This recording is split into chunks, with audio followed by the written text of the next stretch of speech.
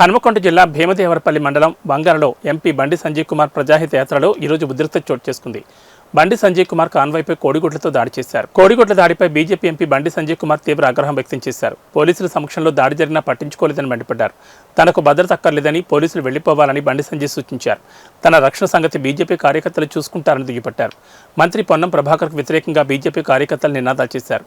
తెలంగాణ వ్యాప్తంగా బీజేపీ నేతలు ప్రజాహిత యాత్ర చేస్తున్న విషయం తెలిసిందే. పార్లమెంట్ ఎన్నికల్లో బీజేపీ కాంగ్రెస్ నాయకులు ఢీ అంటే ఢీ అన్నట్లుగా ప్రచారం నిర్వహిస్తున్నాయి.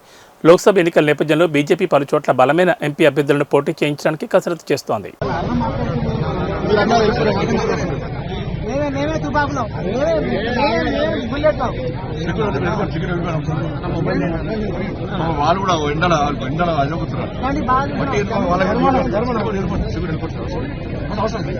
మేము వస్తే మధ్య ఆపేసాం, మధ్య ఆపితే స్టేజ్ కూడా అవుతుంది.